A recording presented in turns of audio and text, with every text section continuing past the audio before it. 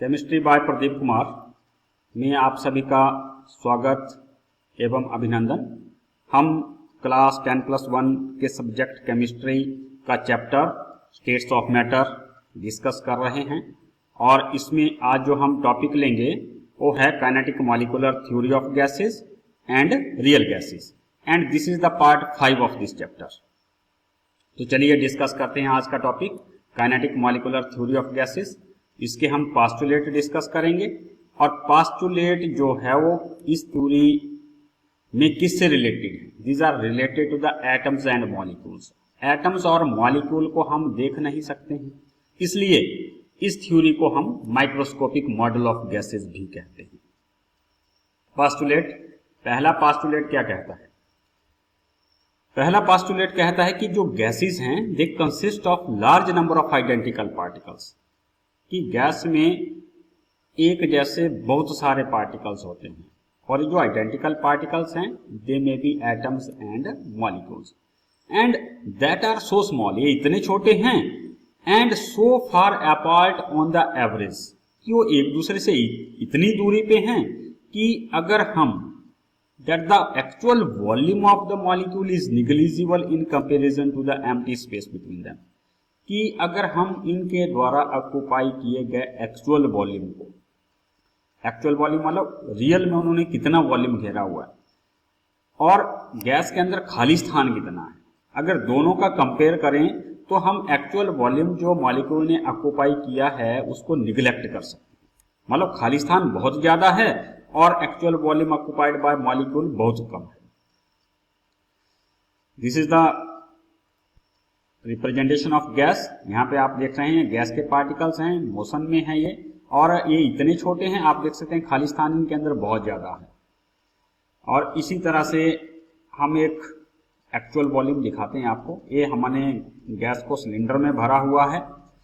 These are the particles. अब particle, इन particles ने कितना स्थान घेरा हुआ है एक्चुअल में, आप देख सकते हैं यहाँ पे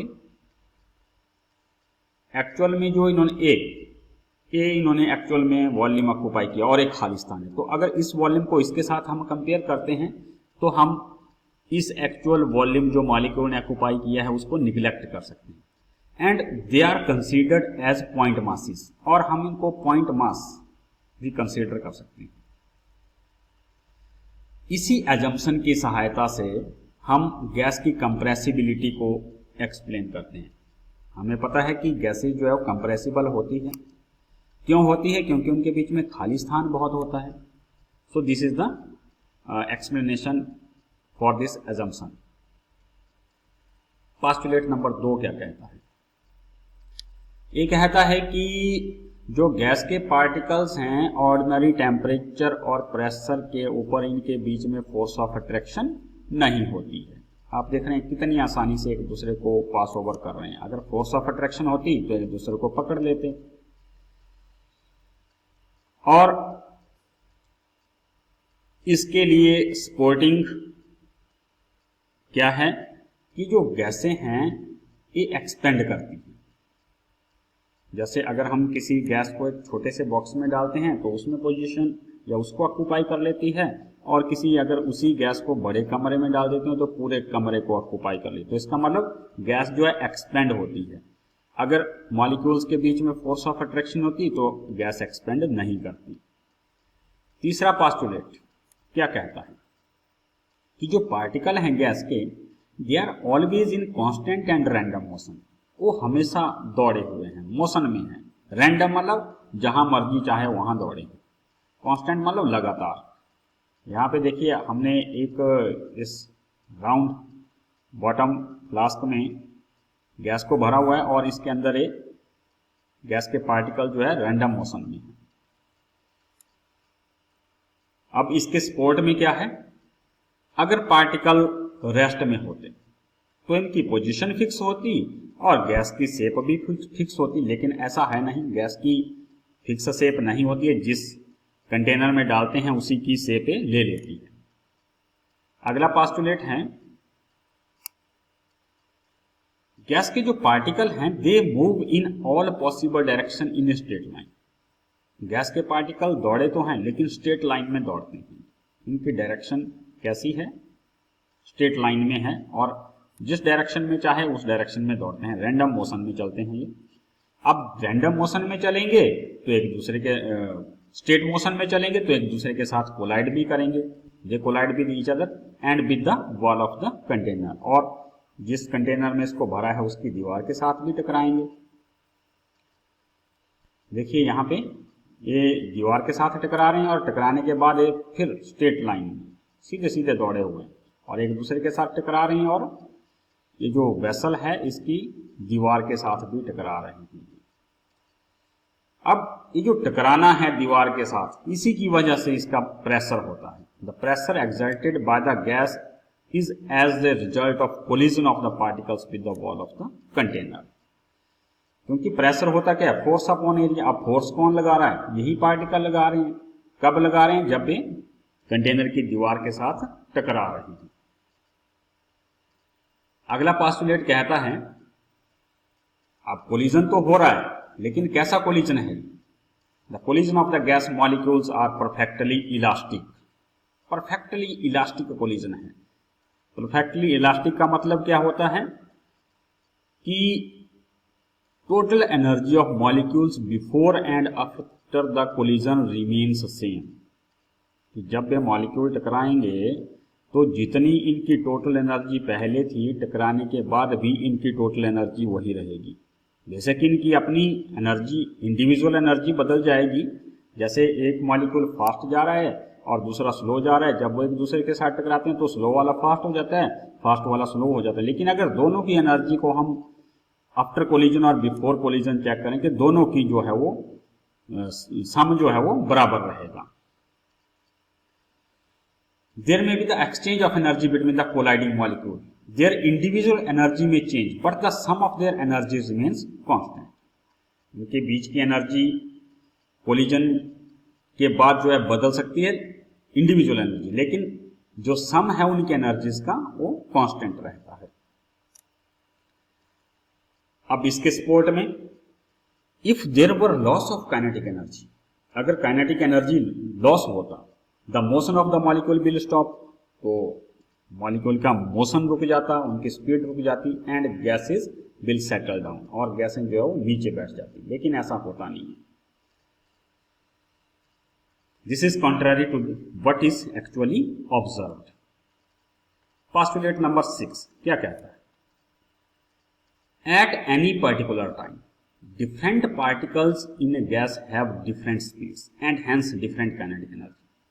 अगर किसी पर्टिकुलर टाइम के ऊपर आप गैस में देखें तो अलग अलग पार्टिकल की अलग अलग स्पीड होती है और उनकी काइनेटिक एनर्जी भी अलग अलग होती है। यहाँ पे भी देख सकते हैं आप, पर्टिकुलर टाइम पे कोई फास्ट दौड़ा हुआ है, कोई स्लो दौड़ा हुआ है। जो फास्ट है उसकी काइनेटिक एनर्जी ज़्यादा है, जो स्लो है उसकी काइनेटिक एनर्जी कम है। This assumption is reasonable because as the particle collide we expect their speed to change। हम जब ये एक्सपेक्ट करते हैं कि पार्टिकल एक दूसरे के साथ कोलाइड कर रहे हैं तो उनकी स्पीड बदलेगी। Even if initially speeds of all the particles were same, the molecular collision will disrupt this uniformity. अगर हम स्टार्टिंग में ये भी कंसीडर कर लें कि सभी मॉलिक्यूल की स्पीड स्टार्टिंग में एक जैसी है, तो जब वो कोलाइड करेंगे तब उनकी स्पीड बदलेगी, वो यूनिफॉर्मिटी जो है वो डिस्टर्ब हो जाती है। Consequently, the particle must have the different speeds which go on changing constantly। और इसका मतलब यही है कि अलग अलग पार्टिकल की जो स्पीड जो है वो अलग अलग होती है और वो लगातार बदल रही है। कोई फास्ट हो रहा है, कोई स्लो हो रहा है, क्योंकि कोलिजन हो रहा है कॉन्टिन्यूसली उसमें।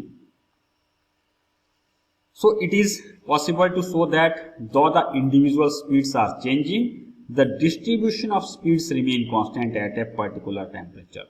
पर्टिकुलर टेम्परेचर के ऊपर जो डिस्ट्रीब्यूशन है स्पीड का वो कांस्टेंट रहता है, इंडिविजुअल स्पीड तो बदल रही है। अगला पोस्टुलेट क्या कहता है, if A molecule has variable speed, अगर किसी मॉलिक्यूल की स्पीड वेरिएबल है, बदल रही है, then it must have a variable kinetic energy, तो उसकी काइनेटिक एनर्जी भी वैसी बदलेगी। Under these circumstances we can talk only about the average kinetic energy. अब एक मॉलिक्यूल की स्पीड बदल रही है, उसकी काइनेटिक एनर्जी बदल रही है, तो इसका मतलब हम किसके बारे में कहेंगे, एवरेज लेंगे उसकी, so we will take the average kinetic energy. In kinetic theory, it is assumed that average kinetic energy of the gas molecule is directly proportional to the absolute temperature। और kinetic molecular theory क्या कहती है कि जो average kinetic energy है molecule की, ये सीधे सीधे डिपेंड करती है उसके टेम्परेचर के ऊपर। अगर टेम्परेचर बढ़ेगा तो काइनेटिक एनर्जी भी बढ़ेगी, एवरेज काइनेटिक एनर्जी, और अगर टेम्परेचर कम होगा तो एवरेज काइनेटिक एनर्जी भी कम होगी। आप देखेंगे इसका टेम्परेचर ज़्यादा है, इसको हीट किया हुआ है, इसका टेम्परेचर कम है, यहाँ पे पार्टिकल की स्पीड स्लो है, यहाँ पे पार्टिकल की स्पीड ज़्यादा है, तो इसकी काइनेटिक एनर्जी ज़्यादा है, इसकी काइनेटिक एनर्जी कम है। तो मतलब अगर हम टेम्परेचर बढ़ाते हैं तो एवरेज काइनेटिक एनर्जी भी बढ़ती है। वर्ड एवरेज हम इसलिए यूज कर रहे हैं यहाँ पे क्योंकि पार्टिकल जो एक दूसरे के साथ कोलाइड करते हैं उनकी जो है स्पीड बदलती रहती है। It is seen that on heating a gas at a constant volume, the pressure increases। अगर कांस्टेंट वॉल्यूम के ऊपर हम किसी गैस को हीट करते हैं तो उसका प्रेशर बढ़ जाता है। अब प्रेशर क्यों बढ़ता है? On heating a gas, kinetic energy of the particle increases and these strikes the walls of the container more frequently, thus exerting more pressure। अब हीट करने से क्या होता है, मॉलिक्यूल की काइनेटिक एनर्जी बढ़ती है, काइनेटिक एनर्जी बढ़ती है तो दीवार के ऊपर कोलिजन, नंबर ऑफ कोलिजन या फ्रीक्वेंसी जो है उसके स्ट्राइक करने की वो बढ़ जाती है, इससे प्रेशर बढ़ता है। So this is the explanation. So this were the postulate of kinetic molecular theory of gas, 7 postulate थे। अब बात आती है बिहेवियर ऑफ रियल गैसेस और deviation from the ideal gas behaviour. हमारे पास जो गैसें हैं क्या वो रियल गैसें हैं या आइडियल गैसें हैं? चलिए देखते हैं। A gas which obeys the general gas equation PV is equal to nRT at all temperature and pressure is called ideal gas. हम आइडियल गैस किसको कहते हैं? आइडियल गैस हम उस गैस को कहेंगे जो इस इक्वेशन, कौन सी equation? Ideal gas equation PV is equal to nRT, इसको सेटिस्फाई करती है। इसके अकॉर्डिंग दो पलड़े हैं इसके, PV is equal to nRT, pressure और वॉल्यूम का प्रोडक्ट किसके बराबर होना चाहिए? nRT के बराबर। अगर सभी टेम्परेचर और प्रेशर के ऊपर ये इक्वेशन सेटिस्फाई होती है गैस के द्वारा तो उस गैस को हम कहते हैं कि ये आइडियल गैस है। लेकिन none of actually known gases called real gases obeys this equation over the entire range of temperature and pressure. लेकिन एक्चुअल में ऐसी कोई भी गैस नहीं है जिनको हम रियल गैस से बोलते हैं कि वो सभी रेंज टेम्परेचर और प्रेशर के ऊपर इस इक्वेशन को सेटिस्फाई करें। These gases show ideal behaviour at low pressure and at high temperature. कैसे शो करती है आइडियल बिहेवियर? सेटिस्फाई करती है इस इक्वेशन को, लेकिन कब? जब उनका प्रेशर कम होता है और टेम्परेचर ज्यादा होता है, उस कंडीशन के ऊपर जो है वो सेटिस्फाई करती है इस इक्वेशन को, लेकिन सभी टेम्परेचर और सभी प्रेशर के ऊपर नहीं करती। As the pressure become high and temperature become low, more and more deviations are observed from the general gas equation and other gases law. जैसे जैसे प्रेशर बढ़ता जाता है या टेम्परेचर कम होता जाता है वैसे वैसे ही ये क्या अपने आइडियल बिहेवियर से जो है वो डेविएट होती जाती है और दूसरे गैस लॉ को भी सेटिस्फाई नहीं करती है। Amagat, Andrew and others made extensive study of the behavior of various gases and concluded that real gases do not obey the general gas equation under all condition of temperature and pressure। और ये काम किसने किया? Amagat, Andrew और उनके साथ कुछ काम करने वाले थे, साइंटिस्ट थे। उन्होंने ये कंक्लूड किया कि जो गैसेस हैं वो जनरल लॉ और आइडियल गैस इक्वेशन को जो है वो सभी टेम्परेचर और प्रेशर के ऊपर सेटिस्फाई नहीं करती है। गैस के बिहेवियर को टेस्ट करने के लिए कि क्या वो सभी टेम्परेचर और प्रेशर के ऊपर आइडियल गैस इक्वेशन को सेटिस्फाई करती है या नहीं करती है, हम क्या करते हैं? A graph is plotted between pressure volume, product of pressure and volume versus pressure at a constant temperature. Temperature को कांस्टेंट कर दिया प्रेशर वॉल्यूम का प्रोडक्ट और प्रेशर के साथ एक एक्सिस में हमने प्रेशर को लिया, दूसरी में हमने प्रेशर और वॉल्यूम के प्रोडक्ट की वैल्यू को लिया, फिर ग्राफ प्लॉट किया। अगर तो ये गैसें आइडियल बिहेवियर शो करती तो इनका जो ग्राफ है वो कैसा होना चाहिए, straight line parallel to X axis, जैसे यहां पे दिखाया है। हॉरिजॉन्टल एक्सिस में हमने क्या लिया है, we are taking pressure along horizontal axis और वर्टिकल एक्सिस में product of pressure and volume. तो इस ग्राफ कैसा होना चाहिए गैस के लिए, इस तरह का line parallel to X axis. लेकिन रियल गैसेस के लिए ये ग्राफ जो है स्ट्रेट लाइन नहीं है। There is the significant deviation from ideal behaviour. Ideal behaviour से डेविएशन काफी है। यहाँ पे दो तरह के कर्व हमारे पास आते हैं। एक में ऐसा कर्व जो हाइड्रोजन और हीलियम के द्वारा दर्शाया गया है, जिसमें प्रेशर बढ़ने के साथ पीवी की वैल्यू भी बढ़ रही है। जैसे you can see this graph, it is for helium, और इसी तरह से हाइड्रोजन के लिए दिस इज फॉर हाइड्रोजन। मतलब स्ट्रेट लाइन तो है लेकिन पैरेलल नहीं है, एक्स एक्सिस के पैरेलल नहीं है या प्रेशर लाइन के पैरेलल नहीं, बढ़ रही है। जैसे जैसे आप प्रेशर बढ़ा रहे हैं वैसे ही प्रेशर और वॉल्यूम के प्रोडक्ट की वैल्यू भी बढ़ती जा रही है। तो ये डेविएशन है। और सेकेंड टाइप का कर्व दर्शाता है कार्बन मोनोऑक्साइड और मीथेन गैस के लिए। इसमें क्या होगा आप देख सकते हैं यहाँ पे, एक कर्व जो है this is for carbon monoxide, और इसी तरह से एक कर्व जो है किसके लिए है, ये मीथेन गैस के लिए। इसमें क्या हुआ कि पहले तो नेगेटिव इस लाइन से नीचे गई लाइन, फिर यहाँ पे इस लाइन के बराबर हो गई, फिर इसके बाद ऊपर पॉजिटिव डेविएशन शो कर, लाइन से नीचे नेगेटिव डेविएशन, लाइन से ऊपर पॉजिटिव डेविएशन। मीथेन के लिए भी ऐसा ही हुआ, पहले नेगेटिव डेविएशन शो किसके, इसने मिनिमम पे गया, फिर इंक्रीज करता गया, इस पॉइंट पे आइडियल बिहेवियर शो कर रहा है, और इसके बाद एक फिर पॉजिटिव डेविएशन शो कर रहा है। The curve then crosses the line for the ideal gas and after that show the positive deviation continuously. लगातार पॉजिटिव डेविएशन शो कर रहा है आगे। Deviation from ideal behavior also become apparent when pressure versus volume plot is drawn. जब हमने pressure और volume के बीच में ही ग्राफ प्लॉट किया तब भी डेविएशन शो हुई रियल गैस के द्वारा।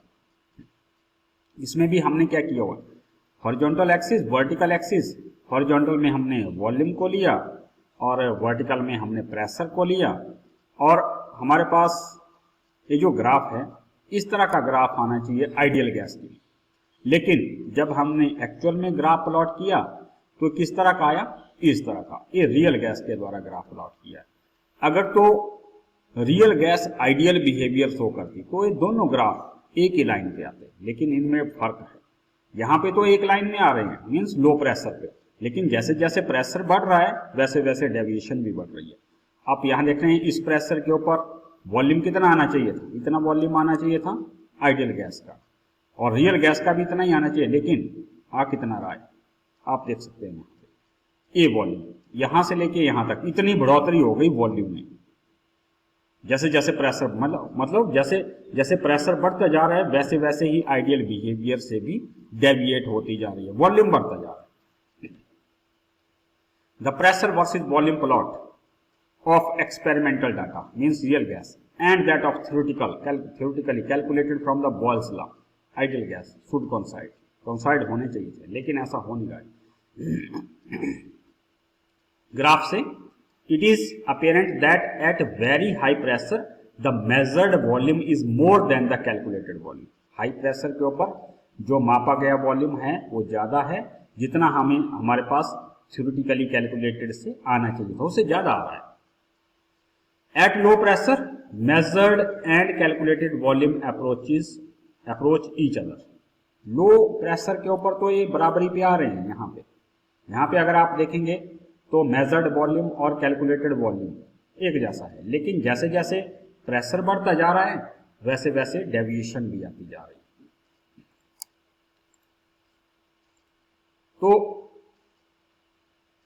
इस तरह से it is found that the real gases do not follow the Boyle's law, Charles law and Avogadro's law perfectly under all conditions. तो ये पाया गया कि जो रियल गैसें हैं वो बॉयल्स लॉ, चार्लिस लॉ और एवोगैड्रो लॉ को परफेक्टली जो है वो ओबे नहीं करती है सभी कंडीशंस के ऊपर, डेविएशन है। Now the two question arises, कौन कौन से? पहला, why do gases deviate from ideal behaviour. पहला क्वेश्चन तो ये है कि ये जो रियल गैसें हैं या गैसें जो एक्चुअल में हैं वो आइडियल बिहेवियर से डेविएट होती क्यों हैं।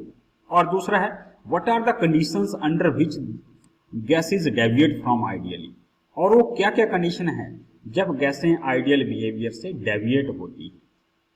तो इनके आंसर, अगर हम पहले क्वेश्चन का आंसर देखना चाहेंगे तो हमें क्या करना पड़ेगा, we look into the postulate of the kinetic theory again. हमें दोबारा जो काइनेटिक मॉलिक्यूलर थ्योरी के हमने पोस्टुलेट दिए हैं उनको दोबारा एनालाइज करना पड़ेगा। तो इसमें दो एजम्पशंस जो काइनेटिक मॉलिक्यूलर थ्योरी की थी वो ठीक ढंग से इसको मतलब इसके ऊपर ठीक ढंग से नहीं बैठती, they do not hold good for these gases. क्या क्या है ये? पहली, there is no force of attraction between the molecules of the gas. हमने क्या कहा था, काइनेटिक मॉलिक्यूलर थ्योरी कहती है कि गैस के मॉलिक्यूल के बीच में फोर्स ऑफ अट्रैक्शन नहीं होनी चाहिए, और उसने आर्गुमेंट भी दिया था कि अगर फोर्स ऑफ अट्रैक्शन होती तो गैस जो है एक्सपेंड नहीं करती। और दूसरा, the volume of the molecules of a gas is negligibly small in comparison to the space occupied by the gas.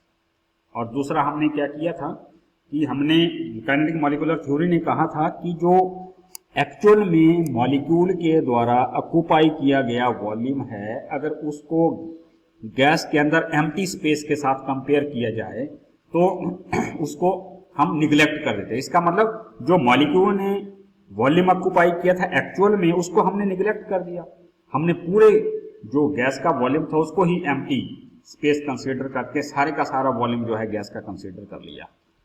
तो ये दो जो एजम्पशंस हैं ये फॉल्टी एजम्पशन है। If assumption A is correct, अगर पहली एजम्पशन ठीक होती, अब कैसे पता लगा हमें कि ये गलत है? अगर तो पहली एजम्पशन ठीक होती कि वहां पे कोई फोर्स ऑफ अट्रैक्शन नहीं है मॉलिक्यूल के बीच में, the gas will never liquefy, तो जो गैस है वो कभी भी लिक्विड में नहीं बदलती। लेकिन आप प्रेशर लगाते हैं, टेम्परेचर कम करते हैं तो गैस के मॉलिक्यूल के बीच में फोर्स ऑफ अट्रैक्शन हो जाती है, फोर्स ऑफ अट्रैक्शन होती है तो उसकी स्टेट बदल जाती है। तो इसका मतलब गैस के मॉलिक्यूल के बीच में फोर्स ऑफ अट्रैक्शन होती है। However, we know that the gases do liquefy when cooled and compressed. हमें पता है कि गैस जो है वो लिक्विड में बदल जाती है जब उसको हम ठंडा करते हैं और कंप्रेस करते हैं। आपने एलपीजी सिलेंडर देखा है, उसमें लिक्विड स्टेट में होती है gas. Also the liquid formed are very difficult to compress. अब ऐसा नहीं फोर्स ऑफ अट्रैक्शन ही होती है, फोर्स ऑफ रिपल्सन भी होती है। जैसे हम लिक्विड को अगर फिर कंप्रेस करने लगे तो कंप्रेस नहीं होता है। This means that the force of repulsion are powerful enough and prevent the squeezing of the molecule in tiny volume. और जब वो कंप्रेस नहीं होती है तो उससे हमें क्या पता लगता है कि उनके बीच में फोर्स ऑफ रिपल्सन इतनी है कि हम उन मॉलिक्यूल्स को और जो है वो कंप्रेस नहीं कर पाते हैं। If the assumption B is correct, जो हमने दूसरी एजम्पशन की थी, जो हमने मॉलिक्यूल के द्वारा एक्चुअल में वॉल्यूम ऑक्युपाई किया हुआ था उसको निगलेक्ट कर दिया। The pressure versus volume graph of experimental data real gas and that of theoretically calculated from the Boyle's law ideal gas should coincide. अगर सेकेंड एजम्पशन ठीक होती तो जो हमने ग्राफ प्लॉट किया कैलकुलेटेड और एक्सपेरिमेंटल या थ्योरेटिकल और एक्सपेरिमेंटल, वो ग्राफ हमारे पास एक जैसे आते, लेकिन ऐसा है नहीं। तो इसका मतलब जो सेकेंड एजम्पशन थी वो भी इनकरेक्ट है। The real gases show deviation from ideal gas law because the molecules interact with each other. अब क्यों रियल गैसें डेविएट हो रही है आइडियल बिहेवियर से? इसका एक ही कारण है कि जो मॉलिक्यूल है उनके बीच में इंटरेक्शन है, फोर्स ऑफ अट्रैक्शन है उनके बीच में। यहां पे फिर जनरेट होती है equation of state for real gas. जब रियल गैस के लिए अलग से इक्वेशन बनाई गई जिसको करेक्ट किया गया, आइडियल गैस इक्वेशन को करेक्ट किया गया, और किसने करेक्ट किया? वंडर वाल ने। इसलिए इसको वंडर वाल इक्वेशन भी कहते हैं, वंडर वाल इक्वेशन ऑफ गैस।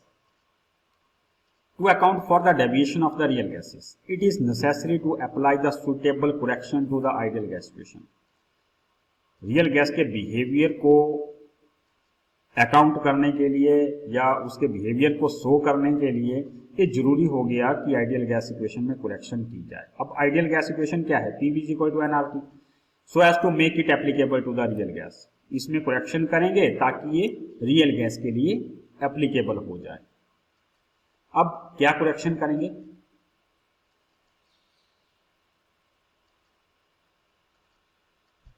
वंडर वाल जिसने ये equation the, he incorporated the idea of finite molecular volume and intermolecular forces. उसने दोनों चीजें इंक्लूड करी इसमें, इंटरमॉलिक्यूलर फोर्स को भी इंक्लूड किया और जो हमने वॉल्यूम निगलेक्ट किया हुआ था मॉलिक्यूल का उसको भी इंक्लूड किया। The modified equations of the state which explain the deviation of the real gases from ideality is known as van der Waal equation of state। अब जो van der Waal इक्वेशन की derivation है जो हम volume में correction करके करेंगे, pressure में करेक्शन करके करेंगे, जो आइडियल गैस के प्रेशर और वॉल्यूम है, और कंप्रेसिबिलिटी फैक्टर्स क्या होता है इसको हम नेक्स्ट वीडियो में देखेंगे। इसी के लिए वीडियो देखने के लिए आप सभी का धन्यवाद।